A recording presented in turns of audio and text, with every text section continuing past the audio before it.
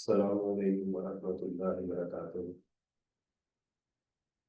Rabbi इश्रह ली सदरी वयस्सिर ली अमरी वहलुल उक़दतम मिन लिसानी यफ़क़हू क़ौली। अभी आपके सामने मैं सैलरी के कुछ एरिया जो है वो आपके सामने आई कैप की बुक से रखूंगा। उसके अंदर हम डिफरेंट उसके मॉडल देखेंगे, उसमें क्या क्या इंफॉर्मेशन जो हमें वो दी जा रही है।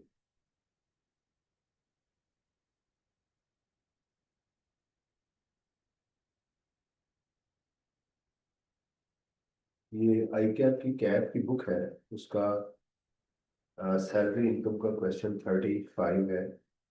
एक ओवरव्यू हम लेंगे, टैक्स जिसको एट अ ग्लांस कहते हैं। इसमें देखिएगा कि इसकी जो रिक्वायरमेंट है, जो वीएड होगा उसको देखेंगे, अदरवाइज हम उसको अ, आगे लेके चलते जाए।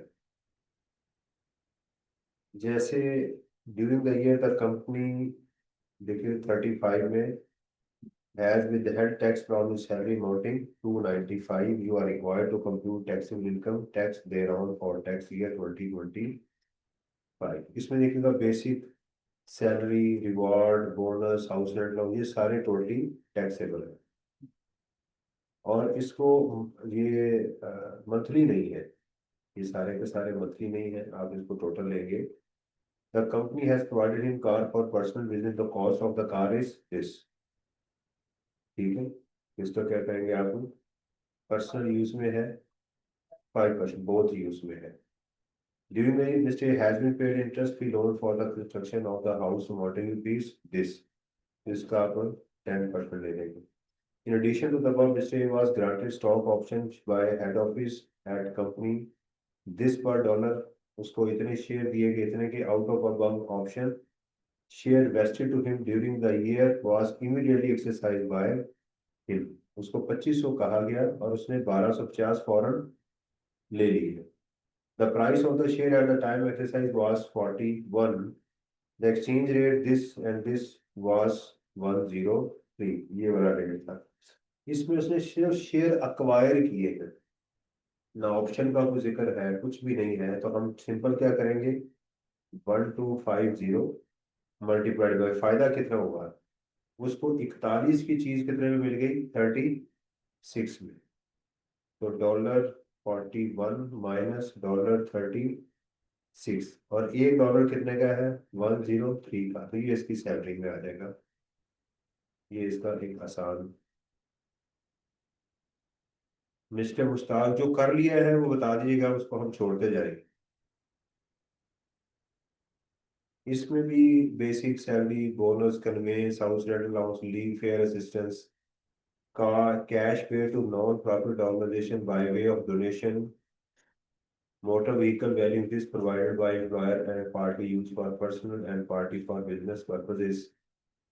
तो उसने डोनेशन दी है, ये इसका किसके साथ ताल्लुक है, टैक्स क्रेडिट के साथ। Motor vehicle value this provided by employer and use party for personal. देख, तो मोटर व्हीकल 4 लाख की है, दो फोर पर्पज के लिए है, तो 5% लेंगे। At the start of the tax year, Mr. Mustaq was issued 5,000 share under an employee shop। अच्छा, running cost borne by the employee, इसको हम। अच्छा, अब ये देखिएगा कि इसकी जो मोटर व्हीकल एम्प्लॉयर ने दी है, ठीक है, और पार्टी फॉर बिजनेस पर्पज तो 5% लेंगे। कहता है कि एम्प्लॉय ने इसको इतनी रनिंग कॉस्ट बर्दाश्त की है। असूलन अगर इसकी जो रनिंग कॉस्ट जो है एम्प्लॉय बर्दाश्त कर रहा है, तो इसका फिर ट्रीटमेंट नहीं होना चाहिए इस गाड़ी का। क्योंकि अगर हम जो 5% ले रहे होते हैं ना, उसका मकसद क्या होता है, उसका मकसद यही होता है कि गाड़ी भी एम्प्लॉयर की, रनिंग कॉस्ट भी। तो इस केस के अंदर एग्जाम में ये पहले भी आ चुका है कि एम्प्लॉय उसकी रनिंग कॉस्ट को बर्दाश्त कर रहा है, तो इस केस के अंदर मेरे ख्याल में फिर इसका ट्रीटमेंट नहीं होना चाहिए अगर एम्प्लॉय उसको कर रहा है। शर्त यही है कि गाड़ी भी एम्प्लॉयर की हो, रनिंग कॉस्ट भी एम्प्लॉयर और एम्प्लॉयर ही की गाड़ी होनी चाहिए। इस केस में मेरे ख्याल में इसका ट्रीटमेंट नहीं होना चाहिए। 5,000 शेयर है, whereby he was offered share 25% discount to the market value। यहाँ उसने दो मार्केट वैल्यू देने की बजाय क्या कर दिया, डायरेक्ट हमें परसेंटेज बता दी है। उसकी मार्केट वैल्यू 11 की थी।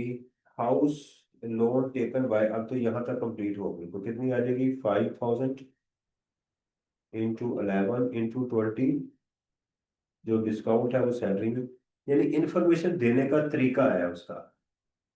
आपको तो बेसिक रूल याद होगा, लेकिन आपने देखना है कि मुझे जो अंग्रेजी इस्तेमाल की जा रही है वो किस तरह से इस्तेमाल की जा रही है। House loan taken by mister Mushtaq 2 lakh and interest paid on such loan is this, इसका कोई ट्रीटमेंट नहीं होगा पूरी लाइफ का। उसने जितना मर्जी इंटरेस्ट दिया, हमें उससे कोई गर्ज नहीं। लोन तभी लेंगे जब वो 10 लाख से ज्यादा होगा। अब उसने कितना इंटरेस्ट दिया, इस इंटरेस्ट का क्या यूज होगा? कुछ भी नहीं होगा।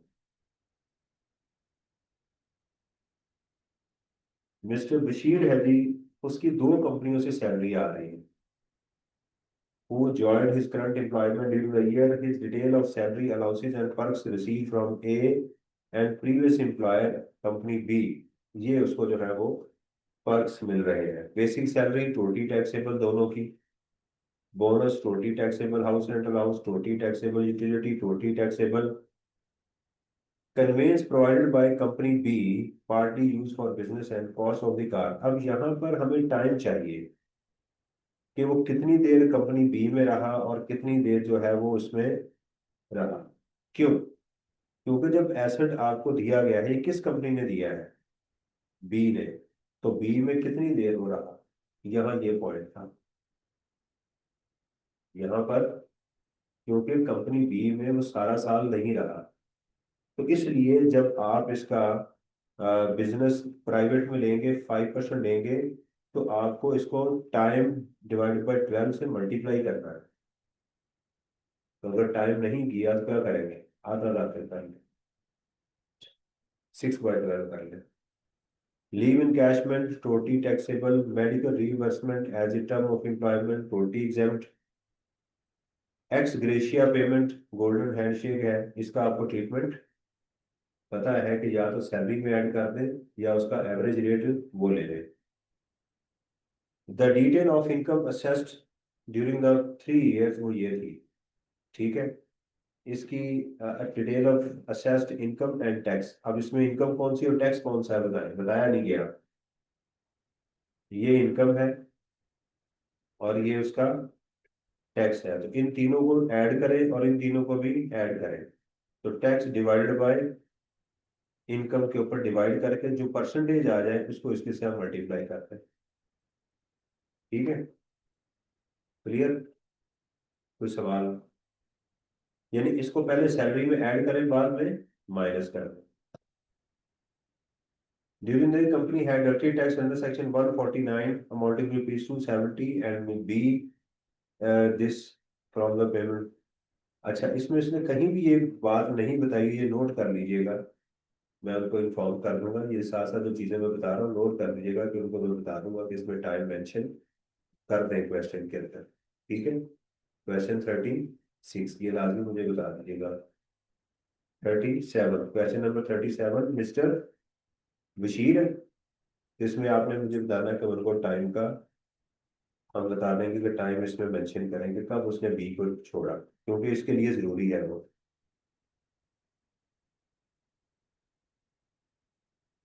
अच्छा जी, mister Hayat, Chief Engineer, in with reference to the explain briefly explain the relevant provision of income tax ordinance relating to employee share scheme, compute the amount to be included in the taxable income। 2 सवाल हैं, कहता है जी briefly explain करें और उसकी amount को भी बताएं कितनी अमाउंट उसमें शामिल होगी। Mister Hayat, chief engineer mega receive 6,000 share of the company in July. Tax year कौन सा है जी हमारा? 25, 25 ही होगा ना। उसको जुलाई यानी 2000, टैक्स ईयर 2023 में उसको 6,000 शेयर मिले हैं। Mister Hayat had option to transfer share in year 2024। The market value at the time of issue was 12, जब उसको शेयर मिले तो उस वक्त उसकी मार्केट वैल्यू 12 थी। In tax year 24 she attend market value of 20, 2024 में उसकी मार्केट वैल्यू होगी 20। Mister Hayat sold the share in May 25 में द मार्केट प्राइस वाज 13.5। बताएं अगर मैं सिर्फ 2000, अच्छा उसने कोई मुझे टैक्स ईयर नहीं बताया कि किस साल की एक्सप्लेनेशन मांग रहा है, तो क्या मतलब है? 3 सालों की, पहले 2023, फिर 24, और फिर आप तीनों सालों का ट्रीटमेंट बताएंगे। अगर वो किसी साल का बताता तो फिर उसमें साल का बता दें। सही है। अब 2023 में उसने सिर्फ शेयर अक्वायर किए हैं, रिस्ट्रिक्टेड थे, तो आप इसमें ये लिखेंगे during tax year 2023 no tax treatment regarding the employee share option as the share are restricted. Share क्या थे? रिस्ट्रिक्टेड थे, लिहाजा इसका कोई टैक्स ट्रीटमेंट नहीं होगा। फिर आप बताएंगे 2024 में द डिफरेंस उसकी शेयर कितने का मिला थे? कहाँ लिखा है डेवलपर? नहीं बेटा, उसको कितने का मिला, मुझे कॉस्ट भी तो चाहिए ना।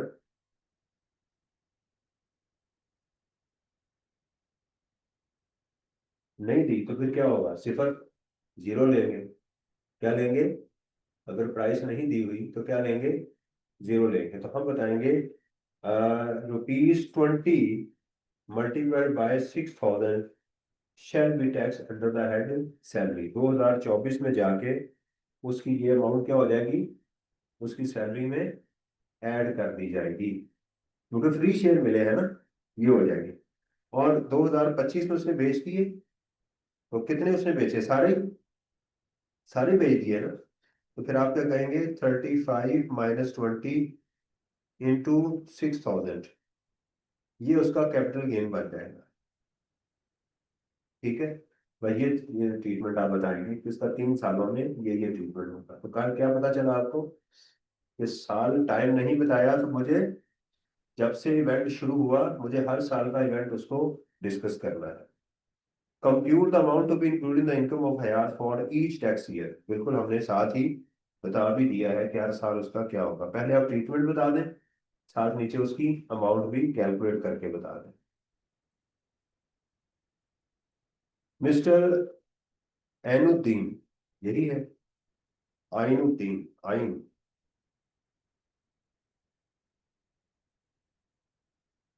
मिस्टर आइनुद्दीन क्या है? इज कंप्यूट टोटल इनकम, ये ध्यान कीजिएगा, यहाँ सिर्फ टोटल इनकम मांगी गई है, आपने टैक्स लायबिलिटी कैलकुलेट नहीं कर रही।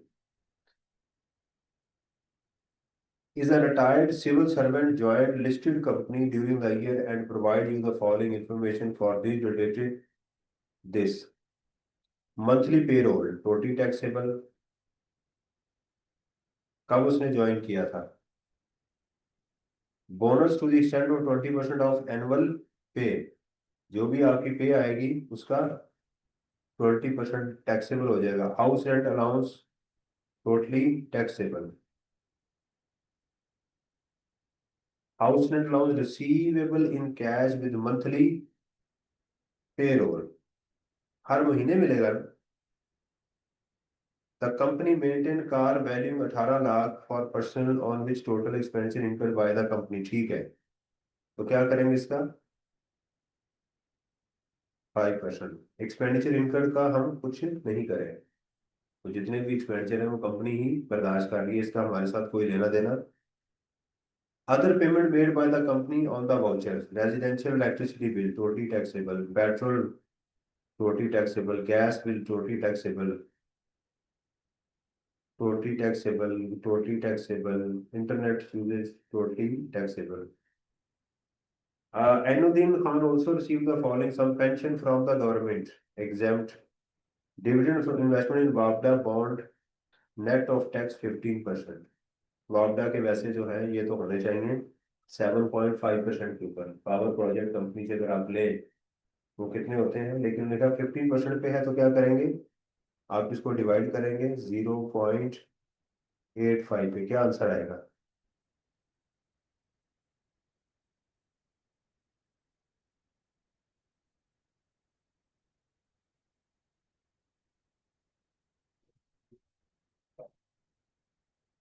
35। ये आप देखते हैं इसमें, बस टोटल इनकम आपने कैलकुलेट करनी है। जब टोटल इनकम कैलकुलेट करें तो बेशक उसके अंदर आप सेपरेट ब्लॉक को अलग से शो ना करवाए। करवा भी दे, कोई मसला नहीं है, आपकी मर्जी कि पहले including separate block of income, क्योंकि ये सेपरेट ब्लॉक ऑफ इनकम की आइटम है। मिस्टर मतीन, इसकी क्या रिक्वायरमेंट है? Compute taxable income, tax liability, tax payable by Mateen. Mateen के साथ ये वाली बात जो है आप वो करें। Mr. Mateen was employed with Melody Limited, an event organizer. This on 30th June, he resigned from his employment without completing a notice. On 1st July, he joined another company, Rockstar.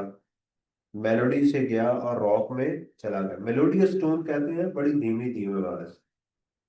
वो जो मुकेश के गाने होते थे ना, या लता मंगेशकर के गाने होते थे, वो वाले। और रॉक स्टार क्या है, ढम ढम ढम ढम जिसमें होती, तो उसको वो पसंद नहीं आया, उसने कंपनी को क्या कर लिया है, शिफ्ट कर लिया। मैं एज सीनियर इवेंट ऑर्गेनाइजर्स, मौलवी इसको कंजर कहते हैं, हम इसको अंग्रेजी में सीनियर इवेंट ऑर्गेनाइजर्स कहते हैं।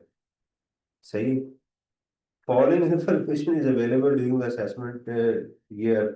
ऑन 1 जुलाई आर से paid 282 ml as compensation leave of unserved notice period by mister Mateen. Mateen साहब वहां से जो उनको बगैर बताए छोड़ के आ गए हैं मेलोडियस को, उसका उनको 2,80,000 रुपया देना पड़ा है। तो क्या होगा इससे? टोटली टैक्सेबल होगा। Mister Mateen received a gratuity of 350 from unrecognised gratuity fund maintain by ML. He also 150 as leave. लेकिन उन्होंने फिर भी क्या किया, मेलोडी वालों ने पेमेंट की, तो उसको ग्रेचुटी, ये एग्जाम अनरिकॉग्नाइज्ड है ना, तो इस इसकी 75,000 इसमें से लेस हो जाएगा और ये टोटली टैक्स हो जाएगी। In accordance with the terms, Mr. Mateen provided with the following emoluments: basic salary, totally taxable; house rent allowance, totally taxable; a reimbursed personal medical expenses 15% annual. This is totally exempt. ये totally exempt हो जाएगी। For the first 2 months of employment, a pick and drop facility was provided Mr. Mateen at a monthly rent of this. On first, RSL provided a company car. अच्छा, ये जो pick and drop services है ना, आई cap इसको exam करता है। वो कहता है कि ऑफिस यूज के लिए है, एम्प्लॉइज को उसके घर से लाना ले जाना जो है, बेशक गाड़ी दी हुई है, आई कैप उसको एग्जाम कर रहा है। फिर भी इसका सोल्यूशन देख लीजिएगा, मेरा ख्याल एग्जाम ही है। उसको 1 सितंबर को गाड़ी दी गई, 1300 सीसी, कितने की थी, 25 लाख की। जॉब उसने शुरू से की है, जॉब उसने शुरू से की है, लेकिन गाड़ी इसको कब दी गई है, सितंबर। तो सितंबर, अक्टूबर, नवंबर, दिसंबर, 10 माह के लिए। तो किस पर्पज के लिए? तो 5% इंटू 10/12 करें जी। Monthly salary 6,000 was paid to Mr. Mateen housekeeper by Mr. Mateen has reimbursed 20% of the housekeeper salary to RSL। तो बेनिफिट कितना मिला उसको? 6,000 इंटू 80% इंटू 12, कुछ नहीं बताया था पूरे साल के लिए। घर में कोई बंदा सफाई करने आता था तो उसकी सैलरी 20% मिस्टर मतीन लेता था, तो 80% आप उसकी सैलरी में डाल दें। Special allowance 50,000 was paid to meet expenses necessary to be incurred in the performance of his official duty. Actual expenditure was this। इसको इग्नोर कर दें।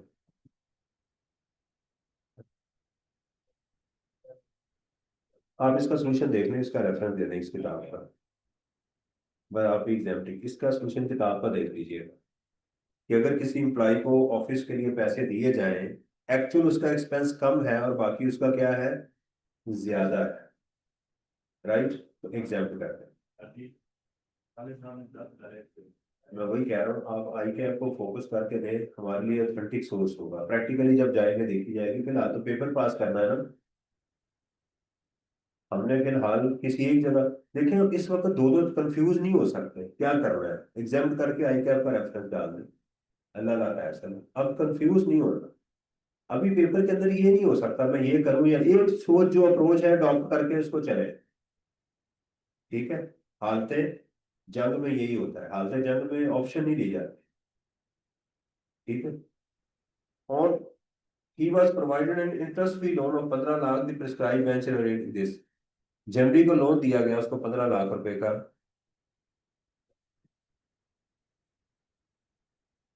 आप कहेंगे सर खालिद साहब डेज ले लेते हैं तो डेज ले लें, औखा होना है तो डेज ले लें, जिंदगी आसान करनी है तो दोनों ठीक है। Commission of this was paid to introduce new client to the company. Withholding tax was deducted at 12% of such a payment. अब क्या इसको ग्रॉस अप करेंगे?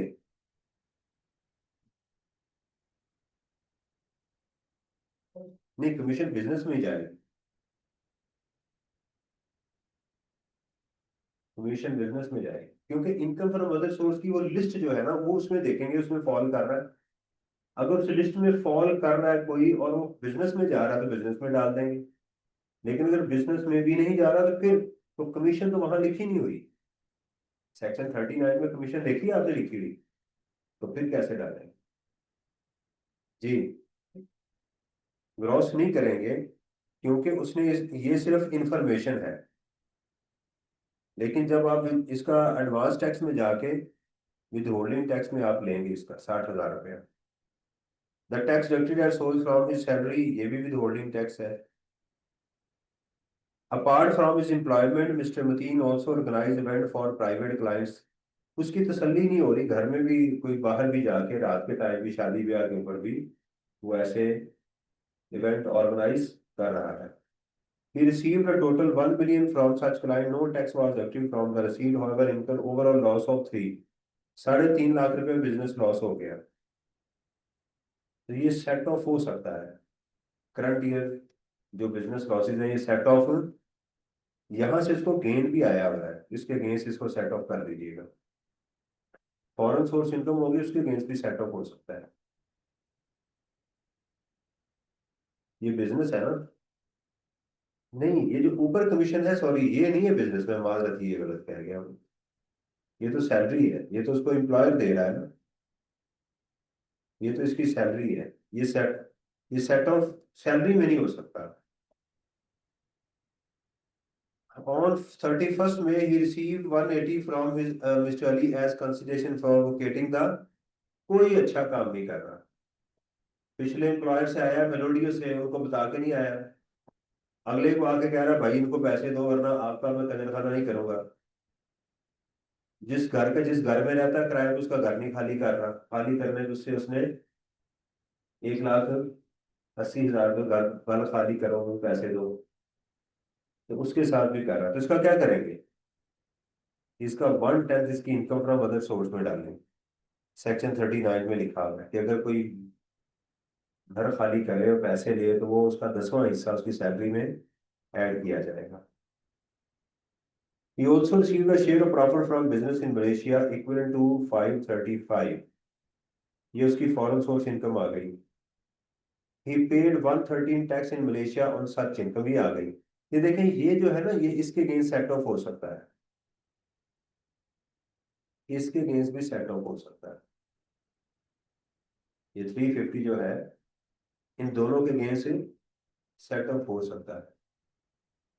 Mr. Mateen acquired 10,000 share of a listed company from a privatization commission of Pakistan at this on May this, इस साल से पहले है ना, on May 20th he sold all the share at 1 million। कितने के share कितने के बेचे हैं? सेल प्राइस कितनी है? 1 मिलियन माइनस 10,000 इंटू 10,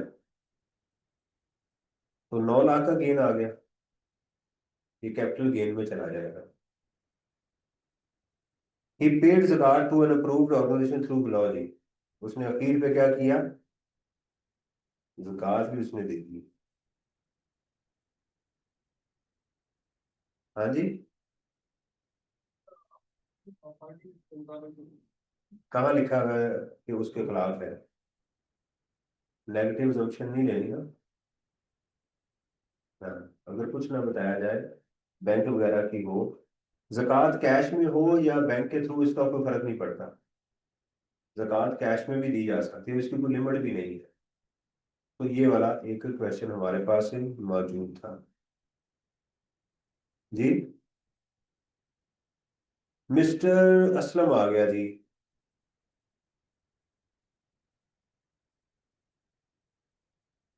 अब आप बताएंगे रिक्वायरमेंट क्या है। Taxable income, tax liability, tax payable और refundable. Grace university of commerce on 31 December 2024। यहाँ पर फुल टाइम टीचर आ सकता है, फुल टाइम टीचर अलाउंस आ सकता है, एज फुल टाइम टीचर आ गया जी। To teach taxation, mister Aslam is experiencing is experienced teacher for 30 and currently he is 62 years old। इससे क्या होगा, पेंशन एग्जाम्पल पे, monthly salary, basic salary, totally taxable, house rent allowance, utility, reimbursement of children education fee, totally taxable, bonus totally taxable. इसका बताएं क्या treatment होगा।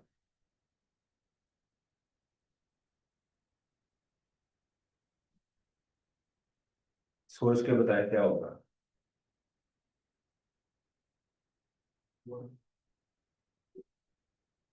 हम्म, calculation होगी।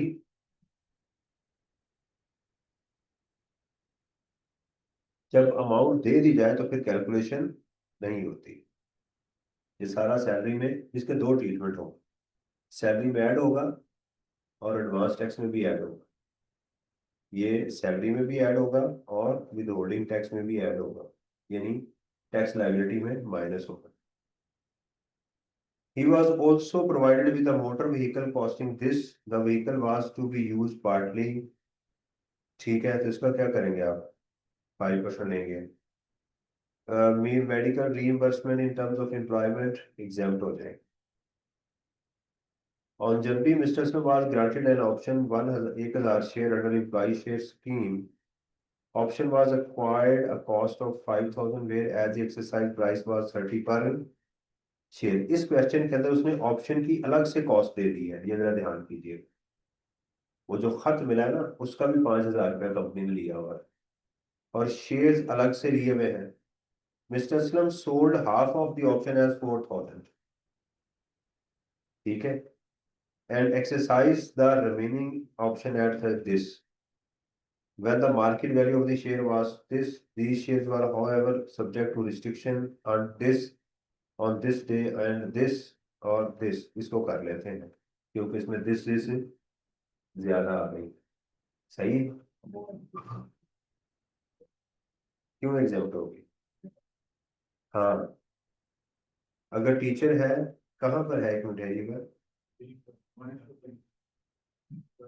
देखिए, अब ये डिपेंड करता है कि उसी इदारे में है या नहीं है, ये assumption लेनी पड़ेगी, फिर टैक्सेबल होगी।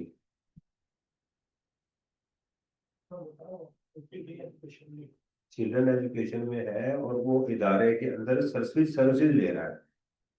अभी उसको मार्जिनल कॉस्ट का मैं आपको दिखाता हूँ।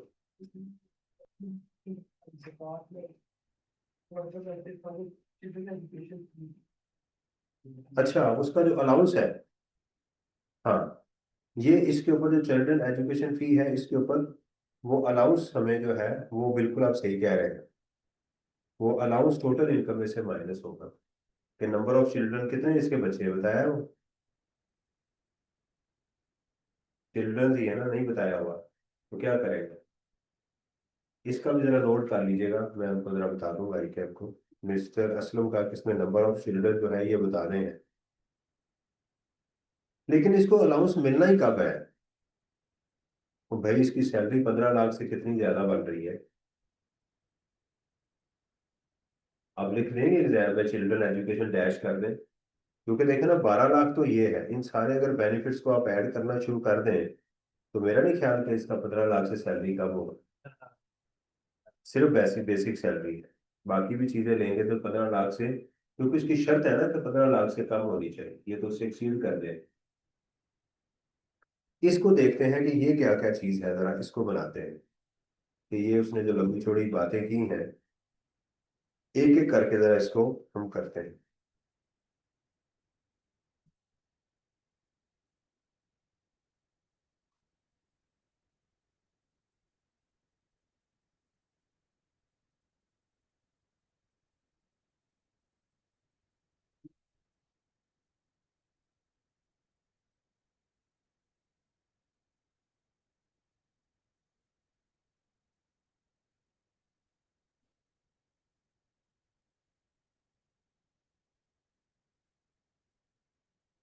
तो इसमें होता है, स्टूडेंट कहते हैं रिवीजन में सर जी मैं थक गया हूँ, तो भाई ये सीए जो है ये कोई पैराडाइज तो नहीं है ना? क्या ख्याल है इसके अंदर? थकना पड़ता है, इन नमाल उसरी युसरा, इन नमाल उसरी युसरा, ये तो होगा। नहीं जी, एक एक करके जरा इसको हम लेकर चलते हैं। पहली उसने चीज कही कि उसको नंबर ऑफ शेयर कितने हैं, 1000। हम एक एक चीज को अलग अलग लिखते हैं। Option was at a cost of 5000, और उनकी कॉस्ट कितनी थी?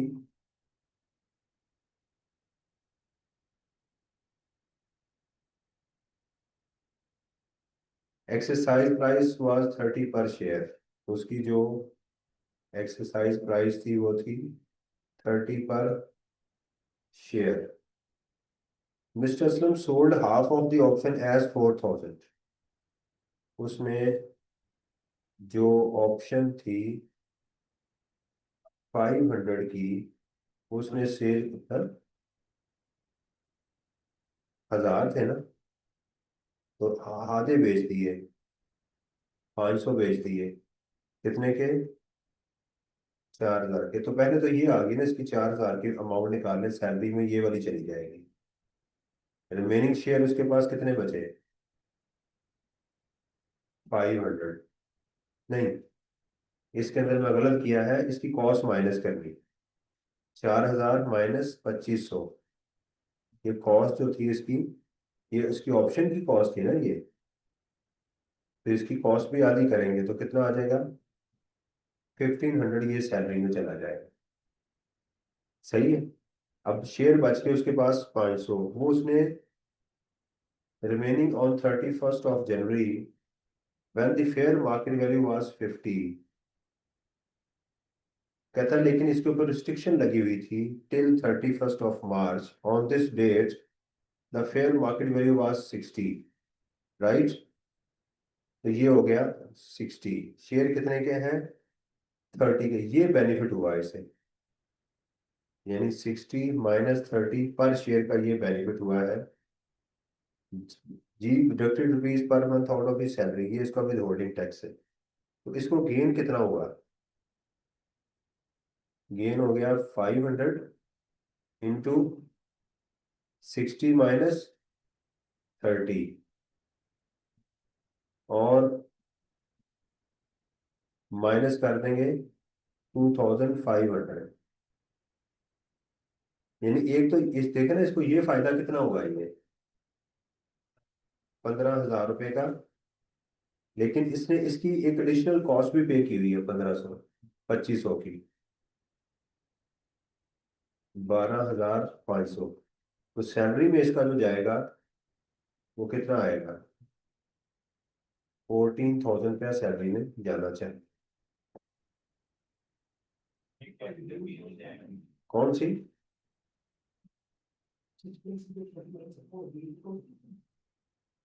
तो मैं वही दे रहा हूँ। ये जो शुरू में मुझे ऑप्शन मिली थी ना इसकी, उसकी तो 5,000 कॉस्ट थी ना, तो उसमें से 500 तो मैंने ऑप्शन ही बेच दी, तो बाकी मेरे पास क्या बचे? 500। तो वो भी तो कॉस्ट है ना, उसको भी तो माइनस करना नहीं।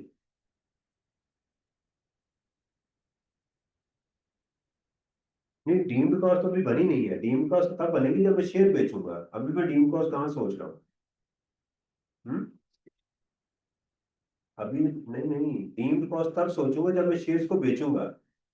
अभी तो शेयर्स मैंने बेचे ही नहीं है, तो डीम्ड कॉस्ट कहाँ से आ गई? अभी तो मुझे शेयर्स रिस्ट्रिक्शन उठाई गई है। अभी जो रिस्ट्रिक्शन उठाई गई है वो मैं ले रहा हूँ। शेयर तो बेचेंगे, जब बेचूंगा फिर मैं डीम्ड कॉस्ट लेके चलूँ। ओके,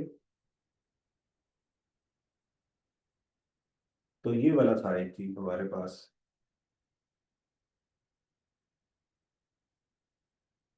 मिस्टर अकरम जो है जी, मेरा ख्याल है ये भी एम्प्लॉय शेयर स्कीम का ही है। काफी अच्छा खासा जोर है, ये कर लेंगे आप क्या नहीं? Mister Akram is an employ of this a listed company. Listed company इसलिए इंपॉर्टेंट है कि अगर आप इसकी सेल करेंगे तो ये सेपरेट ब्लॉक ऑफ इनकम में आ जाए। In his basic salary aggregated 15 lakh. The company offered him share option for 5,000 under employee share scheme. Cost of option amounting rupees 1,000. Cost of option पिछले क्वेश्चन की तरह आ गई इसमें। He exercised the option at rupees 50 per share on 1st September. Fair market value at the time of exercise of share was 70. After holding the share for a period of 2 years, he disposed them at rupees A and B। देखिएगा, पहली बात यह है कि मेरा salary में कितना फायदा जा रहा है। 70 - 50, ये मेरा बेनिफिट है, मल्टीप्लाइड बाय 5,000। ठीक है, कितना आ गया? 1 लाख रुपया। और प्लस इसमें जो जो 1,000 रुपया मैंने इसकी प्राइस दी है, कॉस्ट, वो माइनस कर दूं, बाकी क्या बच गया? 99,000 बच गया। कहता अगर ये शेयर 90 के बिके या 40 के बिके तो फिर इसकी कैलकुलेशन करें।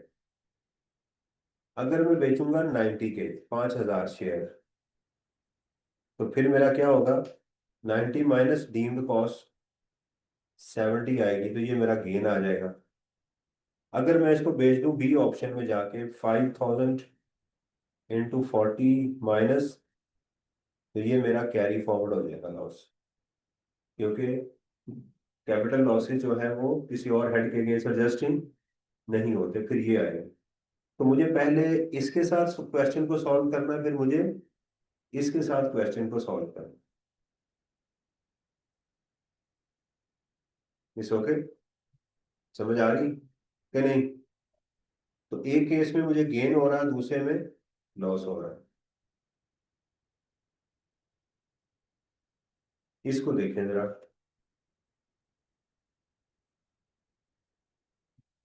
कोई नई आइटम देखे मुझे बताएं कि सर ये वाली आइटम मुझे समझ नहीं आई।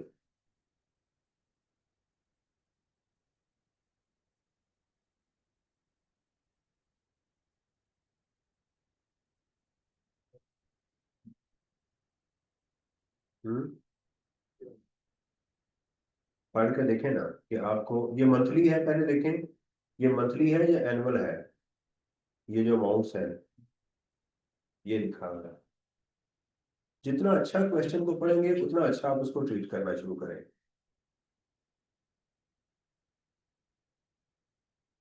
जी,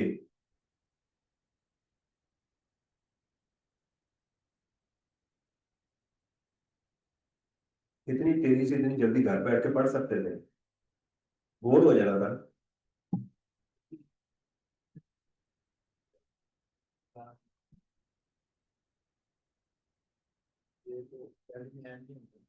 basic salary, travelling allowance, medical allowance, इसको देखेंगे कि ये एग्जेम्प्ट है या टैक्सेबल है। अगर मेडिकल अलाउंस के साथ फिलिटी हुई तो ये टैक्सेबल हो जाएगा under the contract. Mister Akbar was offered either avail a monthly house rent allowance of this or rent free accommodation. He opted the accommodation. Mr. Aslam has been provided free। अब देखें, यहाँ उसने घर की फेयर मार्केट वैल्यू देने की बजाय क्या कर दिया? हाउस रेंट अलाउंस दे दिया। तो इसलिए क्या करेंगे, इसी को ही हम फेयर मार्केट वैल्यू और 45% of the basic salary whichever is higher ले लें। टाइम कम हो तो कम से कम आप आईटीआई की किताब देख के सोल्यूशन देख लें। आप समझ रहे हैं कि मेरे से वाकई इतने ज्यादा क्वेश्चन अब तो नहीं हो सकते ना, अब तो एग्जाम बिल्कुल हमारे सर के ऊपर है। तो आप कम से कम सोल्यूशन को देखते जाए कि यार इसका सोल्यूशन ये है, ये आइटम मुझे समझ आ रही है। ये बात क्लियर हो गई? Mr. Aslam has been provided free utilities with a maximum limit of this however he generally consumed jewelry worth rupees, क्या करेंगे, 15 लेंगे या 10 लेंगे? 10। भाई मेरे घर का बिल जो है वो 15,000 रुपये आ रहा है, मुझे मेरा एम्प्लॉयर कितने दे रहा है? 10। मेरे घर का बिल आ जाए 5,000, मेरे घर का बिल आ जाए 50,000, मुझे तो मैं अपने एम्प्लॉयर का देखना है कि वो कितने दे रहा है। वो 10,000 दे रहा है, बेनिफिट मैंने लेना है। Mr. Akbar has been appointed vehicle for official for private. The vehicle was acquired on lease. The market value of the vehicle was this at the inception. However, under the lease agreement was acquired to pay total sum of this. मेरे लिए ये irrelevant information है, मुझे इसका 5% लेना है। During the month, the employer waived 100,000 due to Mr. Akbar. ये totally taxable हो जाएगा सैलरी में। जितना लोन आपका एम्प्लॉयर वेव ऑफ कर रहा है या कोई और कर रहा है, एम्प्लॉयर बर्दाश्त कर रहा है, वो आपका सैलरी में जाएगा। The employer also reimburse children education expenses this tax deducted by the ये भी टोटली टैक्सेबल होगा।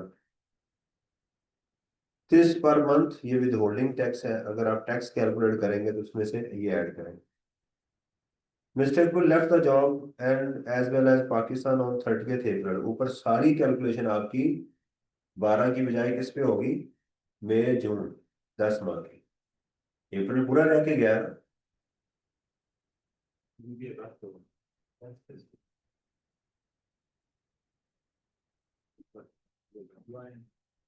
ज्वाइन कब किया है? अगस्त को किया है। Very good. तो 9 से हो गया फिर हमारे साल में, आखिरी 2 महीने भी नहीं रहा और शुरू के तो बाकी 9 माह की हो। ठीक है, तो इसका मतलब ये बाकी हमारी सारी कैलकुलेशन जो है वो 9 पे चलनी हो जाएगी, गाड़ी भी। ठीक है, ये सारा ये भी 9 माह पे होगा। वो यूएई चला गया तो ये इसकी एग्जाम्प्ट हो जाएगी, क्योंकि if a person leave during a tax year and remains abroad तो उसकी फॉरेन सोर्स इनकम एग्जाम्प्ट हो जाएगी। मिस्टर सईद है जी।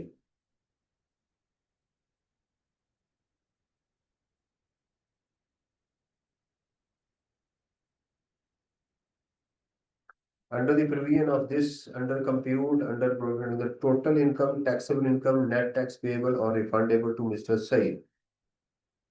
देखें जरा वन बाय वन देखें, फिर मुझे बताएं सर ये वाली चीज आप हमें समझा रहे हैं।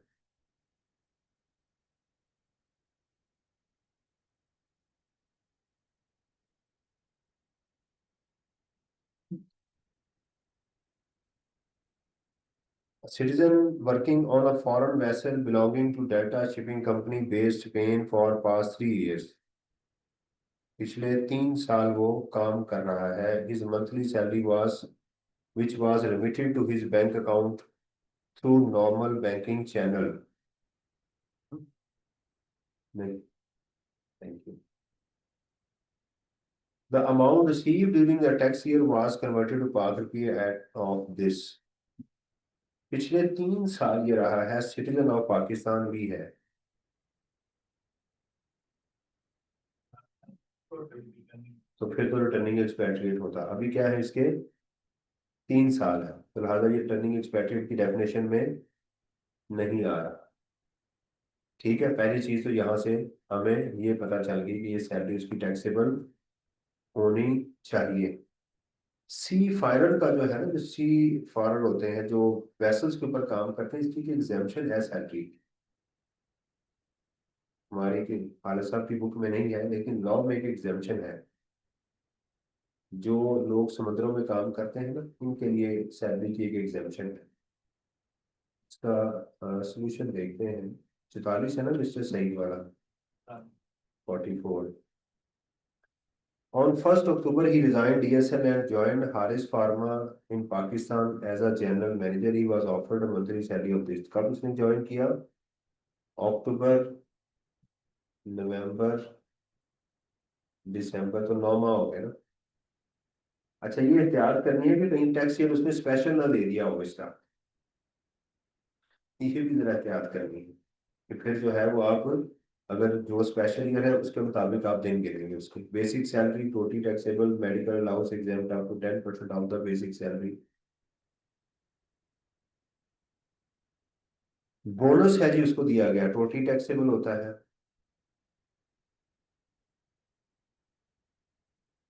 The bonus amount was paid on him on 1 July, 5 जुलाई 2025 को दिया गया है। तो ये तो नहीं होगा, बोनस उसका कैलकुलेट किया गया लेकिन दिया नहीं गया उसे, वो साल खत्म होने के, तो इसलिए हम नहीं लेंगे। आप कहेंगे सर इसके पास ऑप्शन नहीं है, ये सैलरी इन अरेयर्स नहीं है, ये रिसीव्ड बेसिस पे ही होगी। Two company maintained car, both car were purchased on first, the car costing this was used for official purposes and car this was used for his personal use।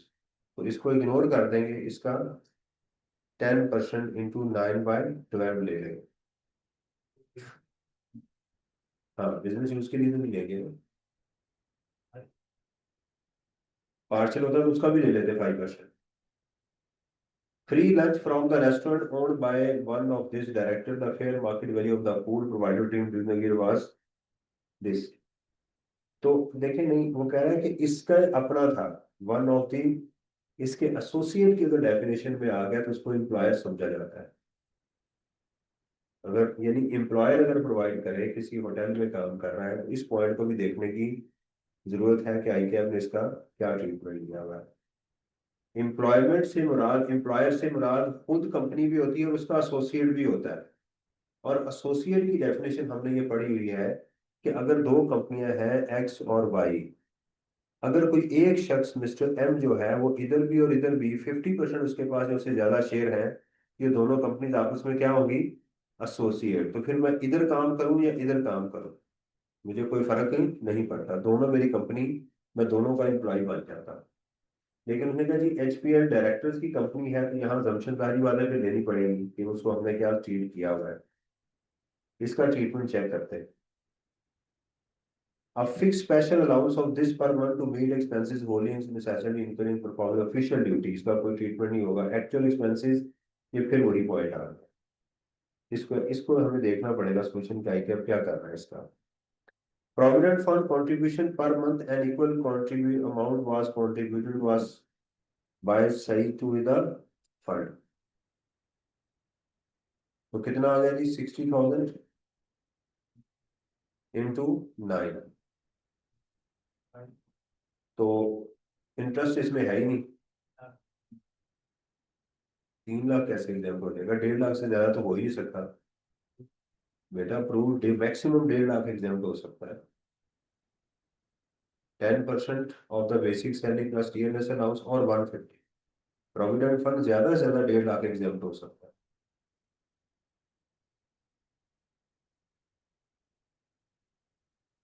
उसने शुरू में बता दिया कि मैंने फलां डेट को ज्वाइन किया था, बताया कि नहीं।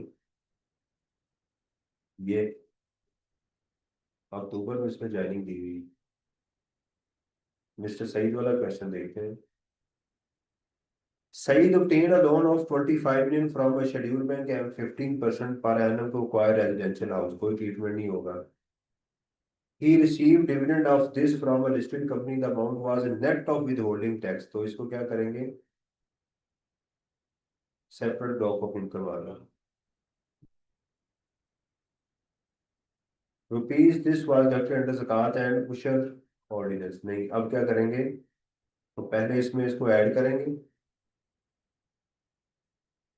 +62,000, फिर इसको डिवाइड करेंगे 0.85 पे, ठीक है। और 62,000 जो है ये टोटल इनकम में से माइनस होगी। 4 ट्रीटमेंट मैंने बताए थे इसके, याद है।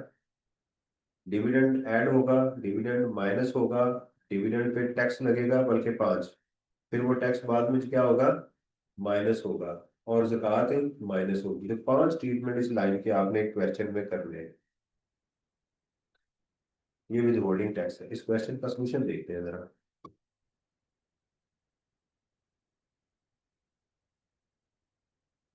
पेज क्वेश्चन बैंक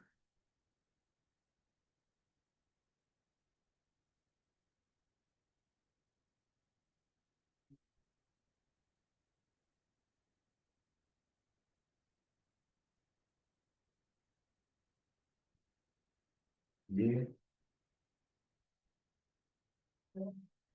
अच्छा, उसके अंदर ही मेरा सोल्यूशन भी मौजूद है।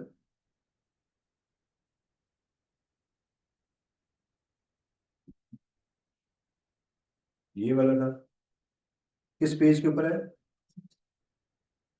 107 के ऊपर। क्वेश्चन नंबर कौन सा था?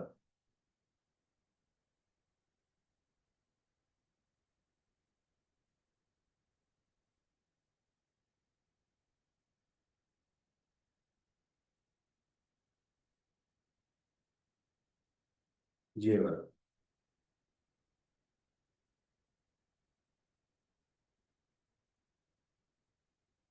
वो सी पायलट की ली है इन्होंने, ली हुई है, ये देखिएगा। पहला ये पॉइंट था ना हमारा, हमने देखना था कि सैलरी टैक्सेबल है, ये रिटर्निंग एक्सपेट्रिएट नहीं है। पहली सैलरी तो ये होगी। दूसरा पॉइंट क्या था इसमें? बोनस, बिल्कुल ठीक है, हम सही कर रहे हैं। बोनस को उसने एग्जेम्प्ट किया हुआ है। मेडिकल अलाउंस 10% एग्जेम्प्ट किया हुआ है। बेसिक सैलरी 9 माह की है। फ्री फूड प्रोवाइडेड, ठीक है, ये उसने इसको टैक्सेबल लिया हुआ है। तो उसने इसको टैक्सेबल लिया है कि ये किसी और होटल में है, इसमें नहीं है। वो है होटल के अंदर अगर काम कर रहा हो। स्पेशल अलाउंस हो गया, ये भी हो गया। इनकम फ्रॉम अदर सोर्सेज, तो ये देखिएगा, इसको डिवाइड किया हुआ 0.85 पे। अब देखिए आंसर ये आ रहा है। ये ऐड करने के बाद इसको डिवाइड किया गया होगा ना, ये 750 आंसर आ रहा है। बिल्कुल ठीक है। लेस इसको माइनस भी कर दिया। और क्या चीज हमने देखनी थी? यही दो अमाउंट, ये वाला। हाँ ये भी एग्जाम्पल, यानी हम यही करें, अपना रोल यही रखें कि जॉब के लिए मुझे कोई ऑफिस के लिए काम करना पड़ा, उसमें से मुझे कुछ फायदा हो रहा है तो वो एग्जाम्प कर दें।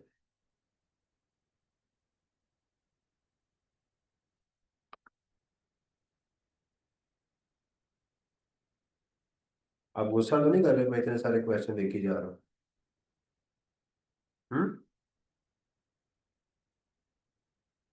अच्छा जी, इसमें देखें कोई नई चीज, कुछ कुछ नई नई चीजें आ रही है ना जो पढ़ा है उसमें से, कुछ कुछ। साजिद कहते हैं discuss tax treatment of the above benefit received by Sajid, यहाँ डिस्कस करना है, ये बात याद रखिए। Sajid retired from Sun Chemical as marketing manager with effect from this. He received the following in final settlement: leave encashment, totally taxable, unapproved provident fund, 4 lakh रुपया unapproved fund से मिला, 50% was contributed by the Sajid. तो क्या treatment होगा? हाँ जी, totally taxable है, 50% इसका, यानी 20 लाख रुपया इसकी सैलरी में। अमाउंट नहीं कैलकुलेट करनी, डिस्कस। आप बताएंगे leave in cash totally tax. फिर आप दूसरी लाइन में लिखेंगे the amount received from unapproved recognised provident fund, the employer contribution that is 2 million is totally taxable. फिर आप अनअप्रूव्ड ग्रेच्युटी आप इसमें से लिखेंगे 75,000। हाँ, is exempt and the rest of the amount is totally taxable. He also acquired the vehicle provided by him, SCL, and accounting return value of this, the market value at the time of birth। तो गाड़ी उसको दी गई 20 लाख की, 5 लाख में, तो इसका क्या बताएंगे? The difference between the market value of the asset as reduced by the payment made by the employ is taxable. उसने बजाय बताने के कि उसकी इतने की दी है, उसने कहा अकाउंटिंग रिटर्न डाउन वैल्यू पे दे दी गई, तो 15 लाख रुपया होगा इंशाल्लाह। ऐसा एक भी हो, ये सारे पास पेपर है, इसमें से कोई क्वेश्चन जो है ये वो ऐसा नहीं है कि जो ना पेपर में आया हो। ये सारे के सारे पास पेपर ही हैं जिन्होंने क्वेश्चन बैंक में डाल दिए हुए।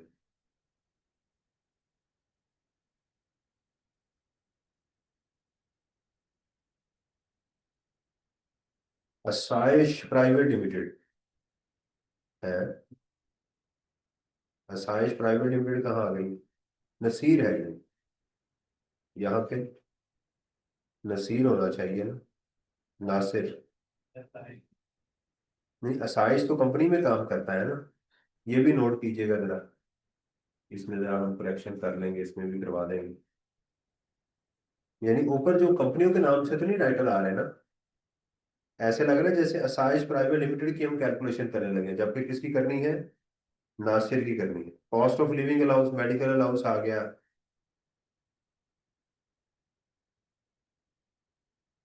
उसको घर दिया गया है,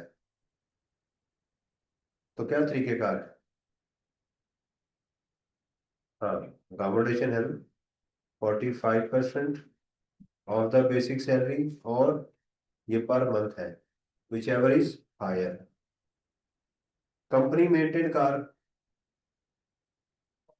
अच्छा यहाँ इसने हरकत की है 70% of the car use for office and personal. भाई इसका मेरे साथ, मैंने, मेरा रूल क्या है? 5 या 10%, ये ऐसे ही खाम खा की इंफॉर्मेशन है। 250 litre fuel every month, the average petrol price during the year was this, ये टोटली टैक्सेबल होना चाहिए।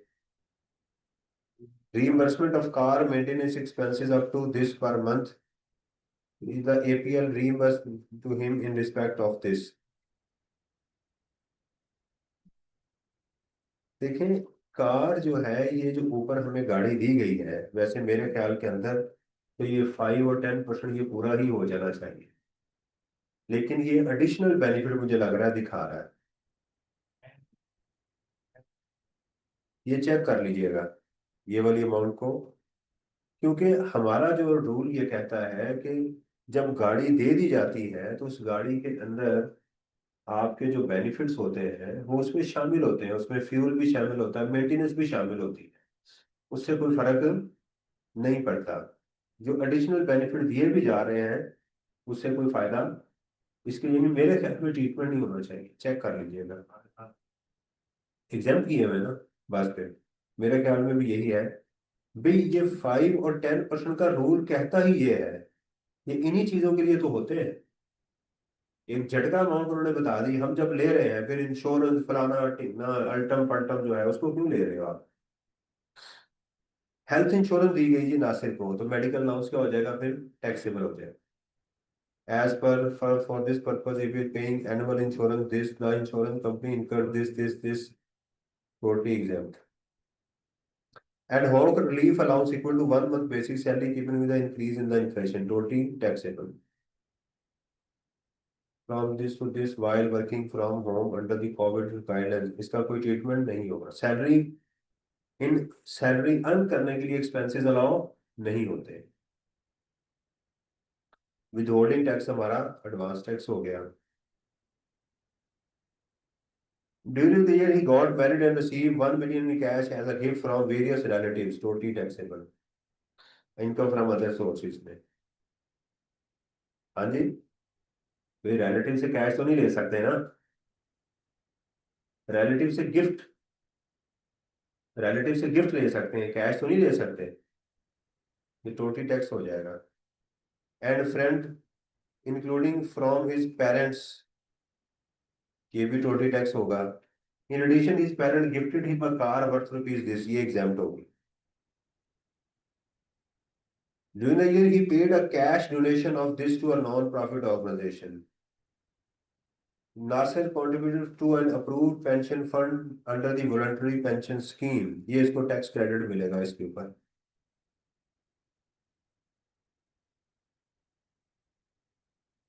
मिलेगा नहीं टैक्स?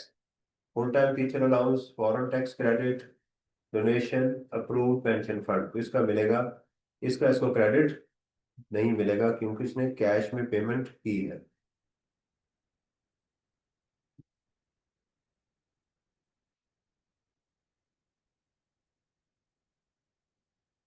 कहता जी, with reference to the provision of residential house discuss the tax implication for APL in this regard।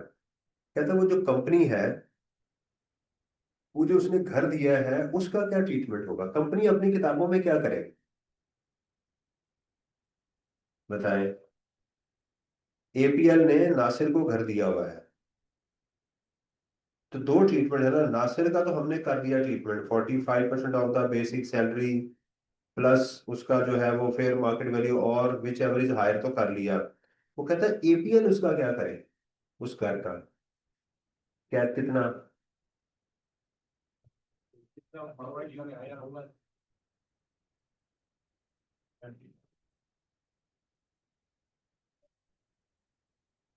बताएंगे, company क्या करेगी उस घर का, कंपनी ने एम्प्लॉय को घर दिया हुआ है, एम्प्लॉय की तो समझ आ गई, कंपनी क्या करेगी, बेटा वो डिप्रिसिएट करेगी, कंपनी की तो बिल्डिंग है ना, कंपनी का ऑफिस, कंपनी की फैक्ट्री, कंपनी के वो इमारतें जो एम्प्लॉयज के लिए यूज होती हैं, कंपनी क्या करती है उसका डिप्रिसिएट करेगी, उसका डिप्रिसिएबल एसेट है। फिर कंपनी उसका रेंट एक्सपेंस बुक करेगी। वो कह रहे हैं कि अगर कंपनी ने ये घर रेंट पे लिया होता तो फिर वो रेंट कंपनी का एक्सपेंस बन जाएगा, कंपनी का एम्प्लॉय के लिए वही रूल रहेगा 45% वाला। ओके मिस्टर चैन, दो कंपनी आ गई जी, ये किया हुआ है, एचएल वाला कर लिया हुआ है किताब में, मिस्टर सलमान वाला भी कर लिया हुआ है।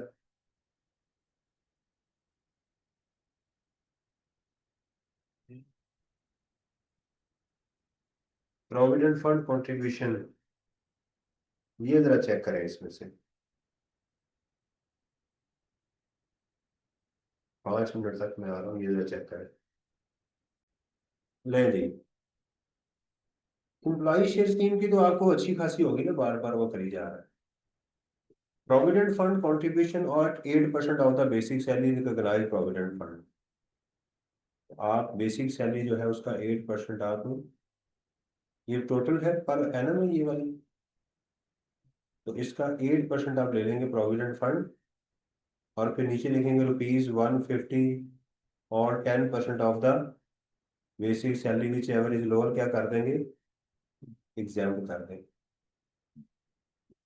भाई ये कंपनी दे ही 8% रही है तो उसने अमाउंट बताई है, इसका 10% के साथ तो कोई ताल्लुक नहीं है।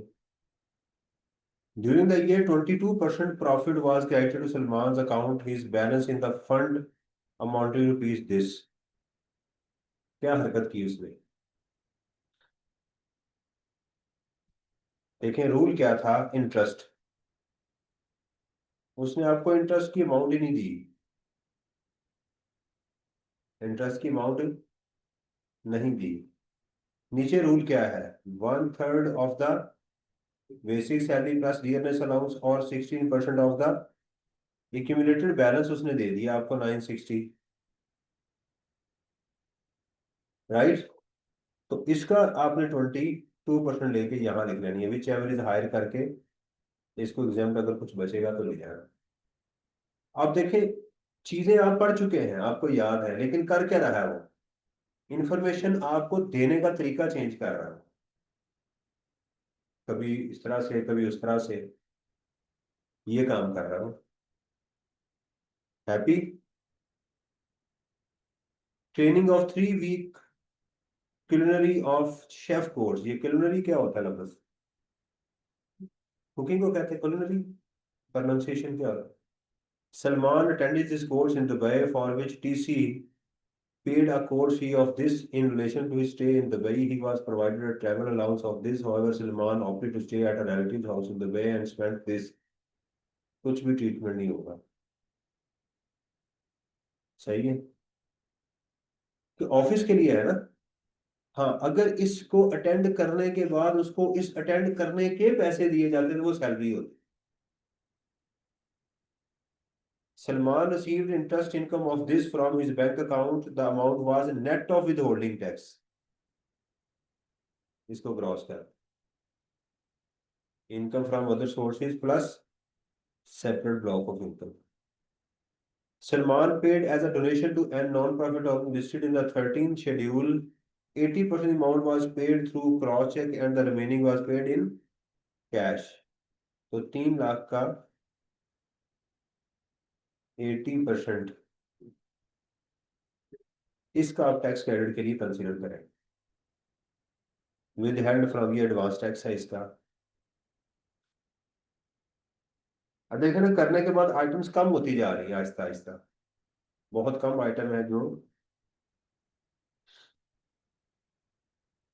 अच्छा जी। Mister Najeeb is a resident individual who had been working Pagal limited for past 8 years. He retired from Pagal and received his final settlement 15. This following are the detail of final settlement. पागल से 15 को उसको ये सेटलमेंट मिली है। Gross salary,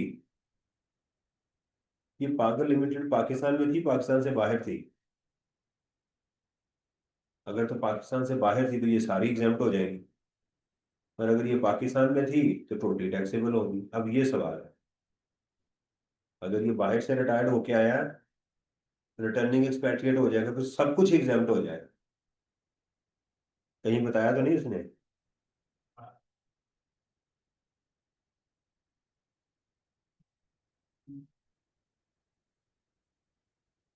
वो है ही एक ही कंपनी है।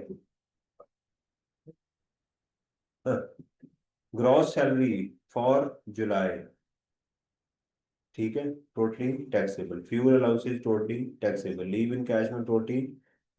Provident fund balance principal amount 50% contributed by the, totally exempt. क्यों? नहीं, तो आप यहाँ जम्पशन लेनी पड़ेगी ना कि ये अप्रूव्ड है। अगर अप्रूव्ड ले लेंगे तो इसको क्या कर देंगे, टोटली एग्जेम्प्ट कर देंगे, क्योंकि अप्रूव प्रोविडेंट फंड से कोई पैसा मिले तो उस पर टैक्स नहीं होगा। कौन सा? बेटा, प्रोविडेंट फंड से जब पैसे मिलेंगे रिकॉग्नाइज से तो वो एग्जाम्प्ट होते हैं। अगर ये अनरिकॉग्नाइज्ड होता तो फिर आप 60,000 भी, 6 लाख भी उसकी सैलरी में ऐड कर देते, और इसका 15 लाख रुपए भी उसकी सैलरी में ऐड कर देते। अब एजम्पशन पे है, जब एग्जाम में एजम्पशन ना दी जाए, ये नीचे नहीं रूल्स लिखा हुआ है, पागल प्रोविडेंट फंड इज रिकॉग्नाइज्ड लिखा हुआ है, तो फिर कैसे ले सकते? फिर ये दोनों एग्जाम्प्ट हो, लिखेंगे जरूर आगे, एग्जाम्प्ट कर देंगे। Gratuity approved by the commissioner in land, gratuity fund है तो फंड तो एग्जाम्प्ट होता है। Najib obtained an interest-free loan from Pagal. 80% of the amount had been recovered by Pagal and remaining was waived by Pagal at the time of retirement. देखिएगा, पहले तो है 2 million into, भाई 1 मिनट है, 10% into जुलाई के 31 और 15, 46 डिवाइड बाई 365 डेज का तो इंटरेस्ट कैलकुलेट करें ना।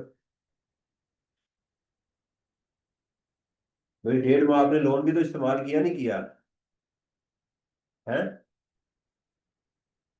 1.5 माह लोन भी इस्तेमाल हुआ कि नहीं? यस और नो? यस, हुआ ना इस्तेमाल? जी, जो भी है, 80% उन्होंने 20% वेव ऑफ कर दिया, तो 2 मिलियन का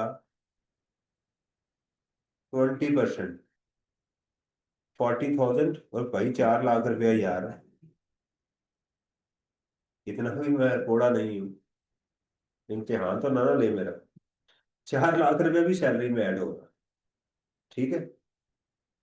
As per Pagal policy, Najib purchased the company-owned laptop which had been using as a return on value of this,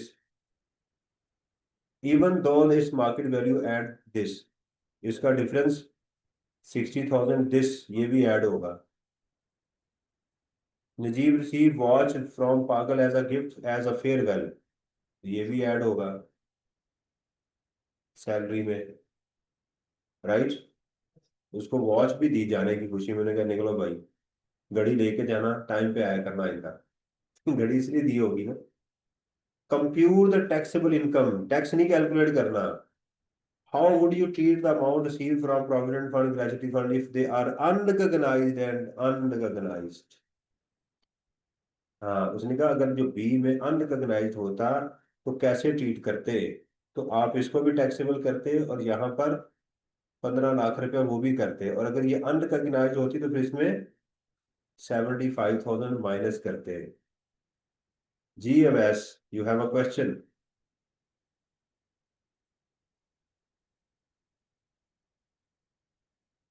जो लिया, इसका रूल क्या है, कौन सा इंटरेस्ट?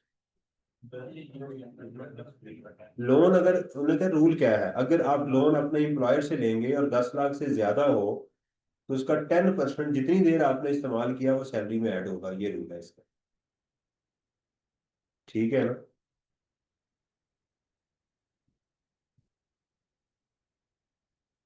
यस, है ना? 50 क्वेश्चन यार, आज तो बड़ा माशाल्लाह, अल्लाह ने बरकत नहीं करती है? क्या ख्याल है? दाद में मजाक कर रहे हो? यार आप देखो, 50 क्वेश्चन आपने कर लिए। Yes, well done Imran, well done. सारे सैलरी के क्वेश्चन हमने 50 तो नहीं किए, हमने ऐसे ही मजाक कर रहे। 35 से शुरू हुए थे। 35 से। बरकत इसी चीज का नाम है कि अल्लाह ताला थोड़े वक्त में। मैं आज यही कल का सोच रहा था, आज भी कल भी, कि यार मैं क्या करवाऊँ, तो मेरे जहन में आया कि यार ये मैं आपको क्वेश्चन बैंक इनको करवाते, ताकि एक तो हमें कॉन्फिडेंस आ जाएगा कि आई कैप जो कर रहा है हम यही करें। अब ऑप्शन हम खत्म कर देंगे सारे। आई कैप की किताब का ये हमने वहीं से डाउनलोड किया ना। हम कहेंगे आई कैप ये कर रहा, मैं भी ये कर रहा। या आप क्या करें, ट्रीटमेंट सारे करके ना नीचे लाइन में लिख दें कि all treatments are taken as per the suggested solution of ICAP, अल्लाह अल्लाह खैर से, हर जगह पे लिखने की जरूरत ही नहीं है। या टॉप पे पहले कर दें या बॉटम में कर दें। The following question I am, note लिख दें ऊपर ही, लिख सकते हैं कि note the question have been solve by keeping in view the requirement और suggestion given by the ICAP in his question bank. उसने अपने जो किताब में दिया, मैंने उसके मुताबिक सारा ट्रीटमेंट, तो उससे एग्जामिनर के ऊपर एक प्रेशर भी बन जाएगा कि इस बंदे ने क्वेश्चन बैंक सारा करके बैठा हुआ है। सही है। कल हम यही करेंगे कि income from property, capital gain को करके उसके भी पास पेपर हम टिका देंगे। सही है। फिर बिजनेस करके बिजनेस को भी हम जो है उसमें वो करेंगे इंशाल्लाह ताला, इसी तरह हम देखते जाएंगे। अच्छा, आप इसका चाहें सोल्यूशन, मेरा नहीं ख्याल कि ये सारे सोल्यूशन आप कर सकेंगे। सलमान वाले क्वेश्चन में पॉइंट दोबारा समझा दें। इंटरेस्ट अमाउंट वाला जो इनकम फ्रॉम अदर सोर्सेज में क्यों, ये क्या पूछा है? कोई ट्रीटमेंट था, क्या ट्रीटमेंट था?